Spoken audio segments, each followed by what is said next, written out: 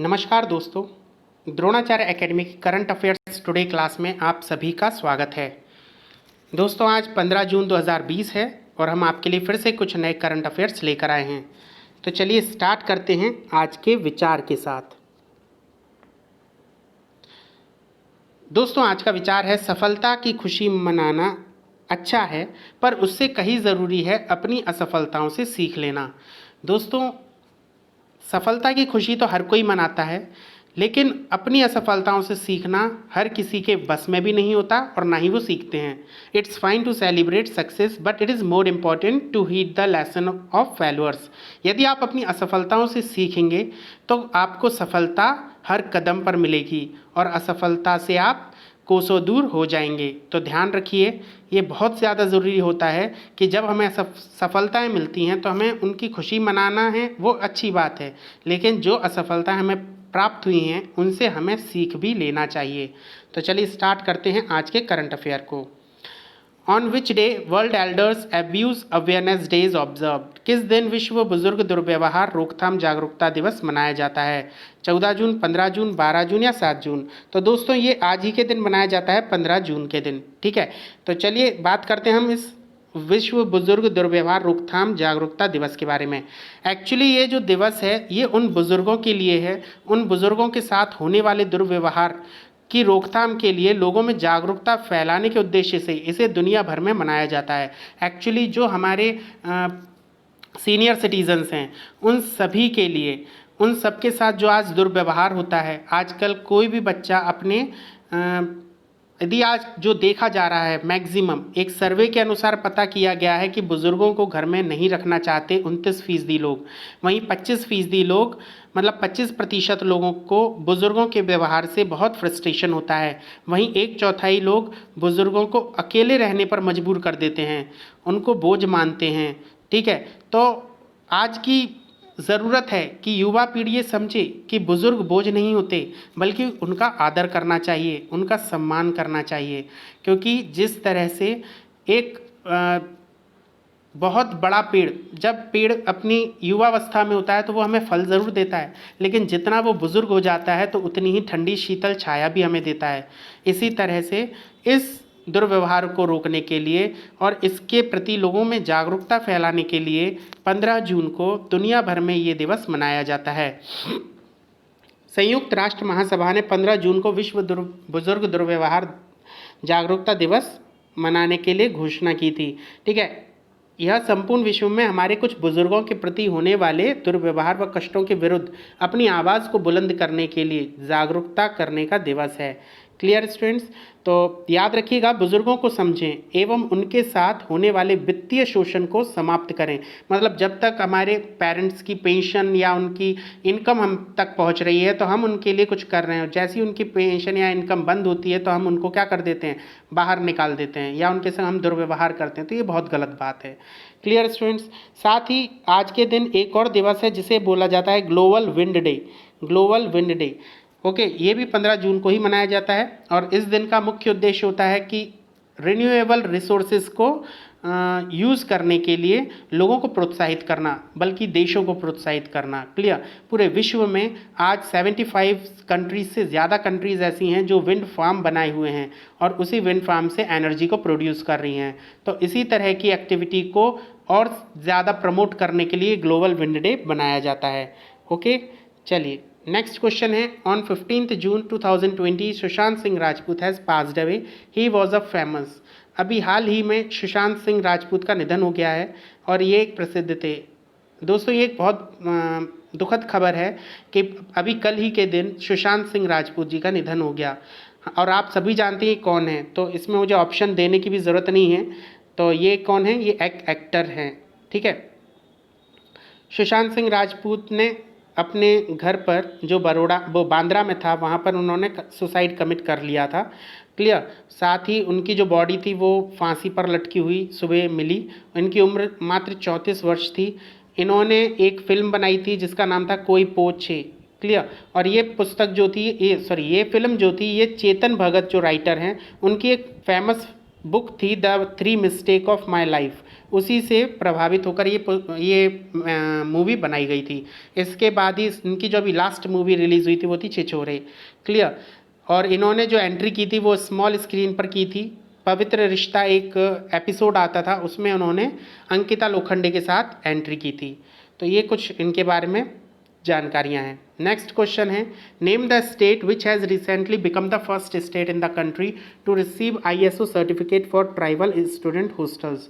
अभी हाल ही में एक राज्य पूरे भारत का पहला राज्य है जिसने ट्राइबल स्टूडेंट्स के जो हॉस्टल्स हैं उनको ISO सर्टिफाइड करवाया है।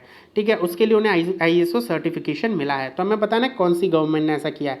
तो इसका आंसर होगा उड़ीसा। उड़ीसा राज्य के जनजातीय छात्रों के छात्रावास यानी कि हॉस्टल्स के लिए अभी ISO प्रमाण पत्र प्रदान किया गया है। क्लियर। और ये देश का पहला राज्य ऐसा बन चुका है इस चीज़ के लिए। थोड़ा बात करते हैं उड़ीसा की। तो उड़ीसा क्या है, इस चीज़ को सर्टिफाइड करने के लिए मतलब ISO certification for hostels mean for tribal students ऐसा करने वाला पहला राज्य बन गया है। वहीं इसने क्या किया है, ST और SC वेलफेयर डिपार्टमेंट जो है, उड़ीसा का जो ST SC वेलफेयर डिपार्टमेंट है उसने अभी एक मिशन लॉन्च किया है जिसका नाम है मिशन सुविद्या। और इसका प्रमुख जो उद्देश्य है वो यही है कि ट्राइबल हॉस्टल्स को वो सभी स्टैंडर्ड्स प्रोवाइड करवाना, सभी उनका जो इंफ्रास्ट्रक्चर है वहाँ पर जो ह्यूमन रिसोर्सेज हैं उन सबको एक स्टैंडर्ड क्वालिटी में मेंटेन करना। ठीक है, तो ये सब इसका काम है। मतलब इनका ओवरऑल जो वर्किंग है वो ट्राइबल हॉस्टल्स के लिए होगा। ठीक है, बात करते हैं इसकी थोड़ी बेसिक नॉलेज की। तो इसकी जो स्थापना हुई थी, इस राज्य की इसे जो राज्य की मान्यता दी गई उड़ीसा को, वो दी गई थी 1 अप्रैल 1936 को। और इसी दिन ये अपना उत्कल दिवस मनाता है। उत्कल दिवस मतलब राज्य स्थापना दिवस। ठीक है, यहाँ की कैपिटल है भुवनेश्वर और यही यहाँ की सबसे बड़ी सिटी भी है। यहाँ कुल 30 डिस्ट्रिक्ट्स हैं। यहाँ के गवर्नर का नाम है गणेशी लाल, वहीं चीफ मिनिस्टर हैं नवीन पटनायक जी। क्लियर। फिर आते हैं हम यहाँ की विधानसभा। तो विधानसभा यहाँ है 147 सीट्स वाली यूनिकैमरल। ठीक है, लोकसभा है 21 सीट्स की, राज्यसभा 10 सीट्स की। साथ ही यहाँ पे जो हाई कोर्ट है वो उड़ीसा में ही है, उड़ीसा के कटक में। उड़ीसा का जो हाई कोर्ट है वो कटक में एस्टेब्लिश्ड है। ठीक है, फिर आते हैं हम यहाँ की स्कीम्स पर। तो यहाँ पे कुछ मुख्य स्कीम्स लॉन्च हुई हैं जिसमें से मुख्यमंत्री कृषि उद्योग योजना, मुख्यमंत्री कारीगर सहायता स्कीम, OCC यानी कि Orissa cardiac care, Nirman Kusum scheme, doubling of farmer income scheme, Kalia scheme, Gaj Bandhu scheme, संपूर्ण योजना और डिस्ट्रिक्ट पैलिएटिव केयर स्कीम। ये जो स्कीम है, ये वाली डिस्ट्रिक्ट पैलिएटिव केयर स्कीम, ये गवर्नमेंट हॉस्पिटल्स को मेंटेन करने के लिए, वहाँ पे सभी सुविधाओं को लगाने के लिए मतलब ये वाली स्कीम लागू की गई थी। ठीक है, तो ये सब यहाँ पर हमने उड़ीसा के बारे में पढ़ लिया है। नेक्स्ट आते हैं क्वेश्चन पर। नेक्स्ट क्वेश्चन है, name the state that recently launch the Shri triumphs through respect equality and empowerment, it means Stree program to assist and empower women victims of domestic violence and abuse.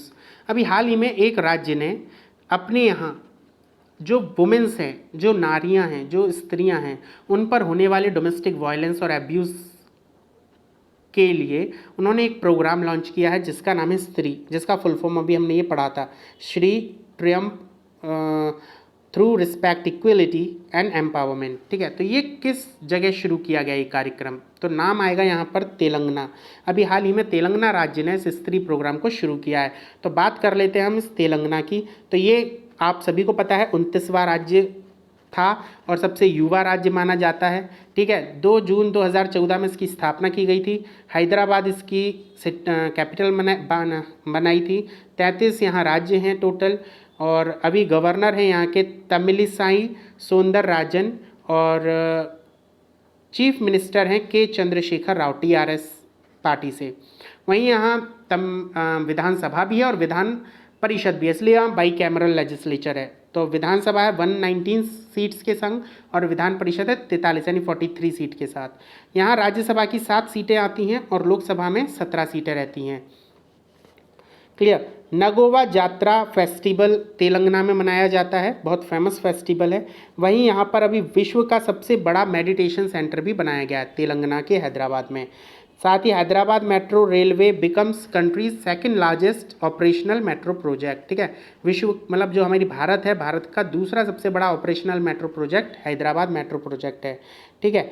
फिर वहीं Telangana government deploy India's first automated कोविड-19 monitoring system, मतलब इसने पहला India का पहला automated कोविड-19 monitoring system app launch किया है, ठीक है। यहाँ की कुछ स्कीम्स हैं, Aasara pension scheme, Kalyan Lakshmi Pathakam scheme, Kaleshwaram lift irrigation scheme, Rythu Bandhu और बालिका आरोग्य रक्षा किट स्कीम, ठीक है। तो ये कुछ यहाँ की महत्वपूर्ण स्कीम्स हैं। चलिए नेक्स्ट क्वेश्चन पर आते हैं। Which company has launched an automated mask disposal machine bin 19 to combat the COVID-19 infection?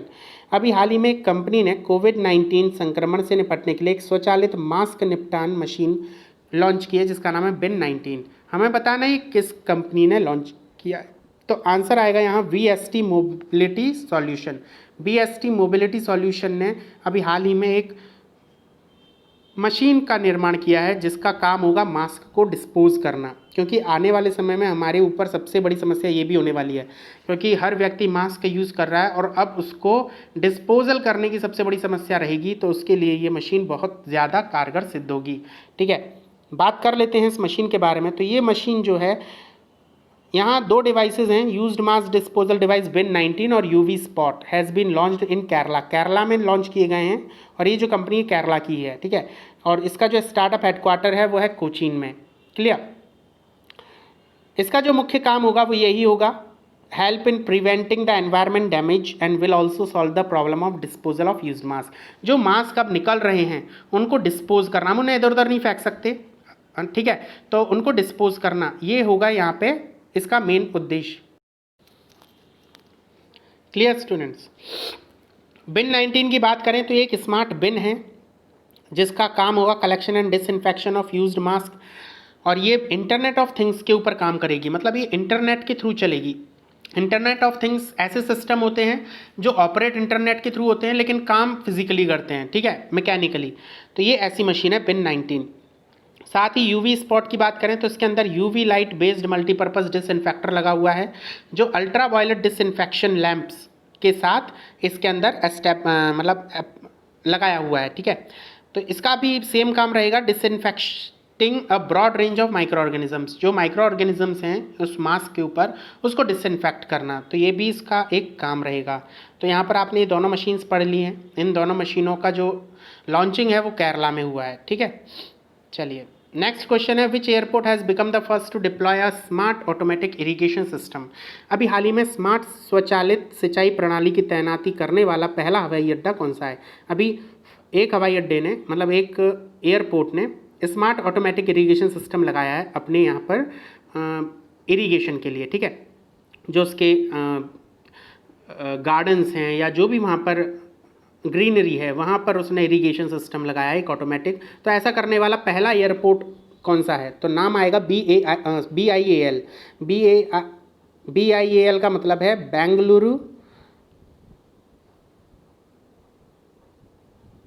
Bengaluru international airport limited, Bengaluru international airport limited, okay. Next question, Sheikh Abdullah died due to coronavirus, he was the minister of which country.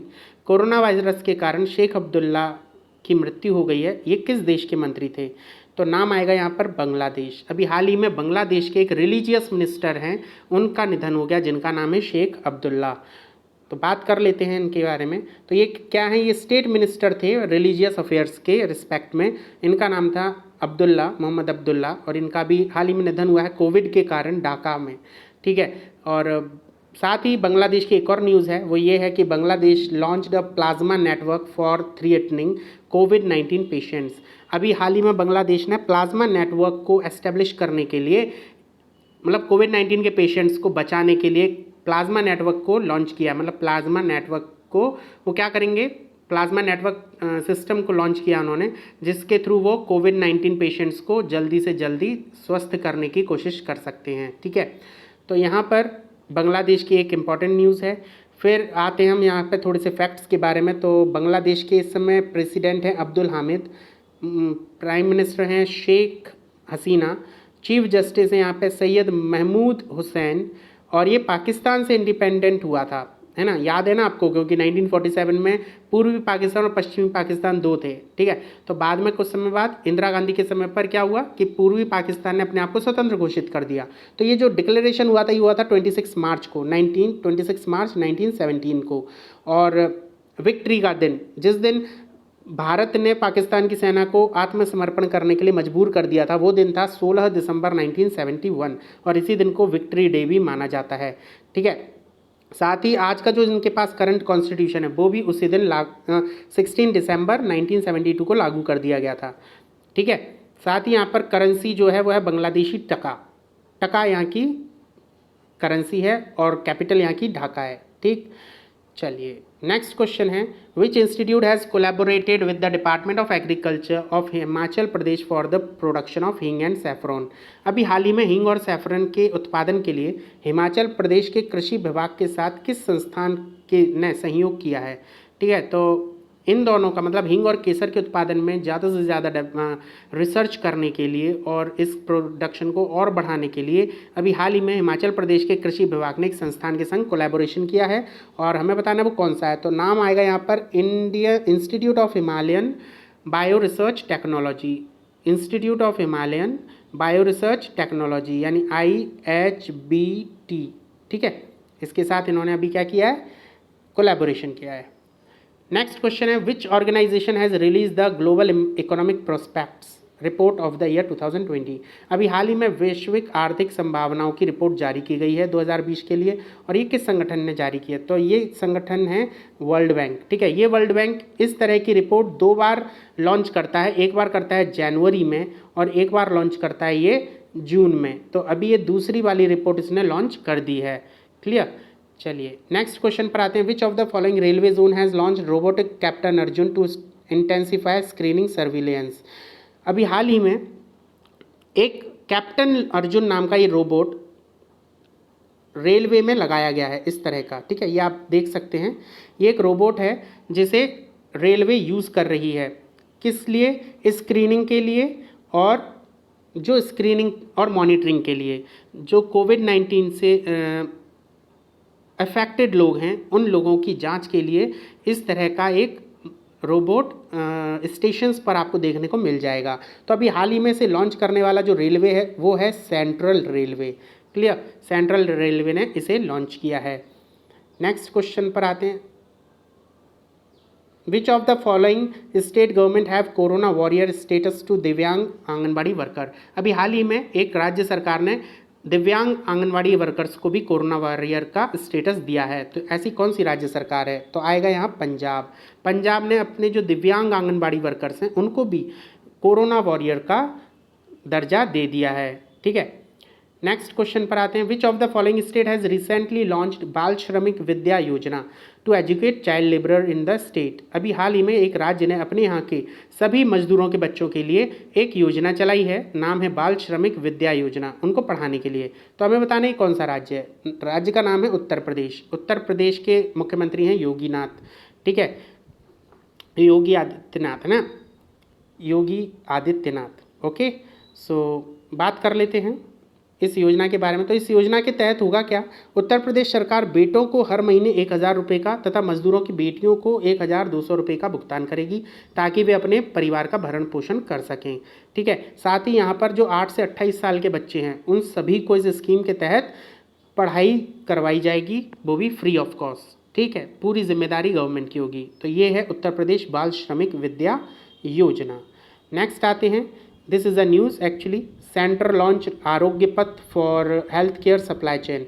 अभी central government ने अभी हाल ही में एक आरोग्य पथ नाम से एक हेल्थ केयर सप्लाई चेन को लॉन्च किया है और इसका जो मुख्य उद्देश्य होगा वो होगा ऐसा मार्ग प्रदान करना जो स्वस्थ जीवन की ओर एक यात्रा पर ले जाए। मतलब यहाँ पर जो भी चुनौतियाँ आती हैं, चुनौतियाँ इन द सेंस यदि आपको अस्पतालों में दाखिला नहीं मिल रहा है, यदि आपको किसी भी चीज़ की ज़रूरत है और वो आपको मिल नहीं रही है, दवाइयाँ नहीं मिल रही हैं, कोई तरह की वहाँ फैसिलिटी नहीं है, तो इस तरह की जो मदद है रोगियों की वो ये देगी, ये जो सिस्टम है ये हमें दिलवाएगा, ठीक है।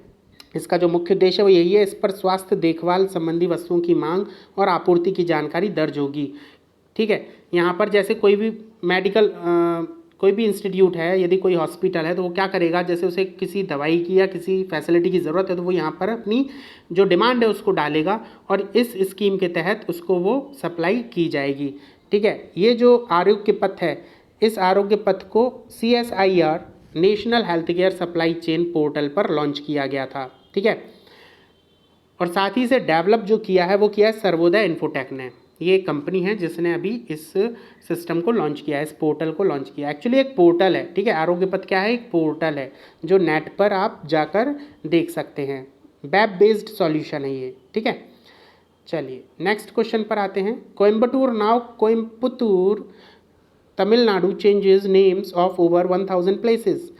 अभी हाल ही में जो तमिलनाडु है उसने अपनी 1000 से ज़्यादा जगहों के नामों को बदल दिया है, जिसमें से कोयम्बटूर नाम भी उसने बदला है। कोयम्बटूर की जगह अब हो गया है क्या, इसकी स्पेलिंग थोड़ी सी बदल दी है, कोयम्पुतूर हम कह सकते हैं इसको। ठीक है, तो यहाँ पर उसने अप्रॉक्सीमेटली 118 प्लेसेस के नाम बदले हैं, जिसमें साउथ इंडिया के मैनचेस्टर कहे जाने वाले कोयम्बटूर का नाम भी बदल दिया गया है और तुतीकोरिन का नाम तुतकुड़ी कर दिया है। कोलाथुर एगमोर का नाम बदलकर उसने कोलाथोर और एजम्बोर, मतलब कहीं ना कहीं उसने स्पेलिंग में थोड़ा बहुत चेंज किया है।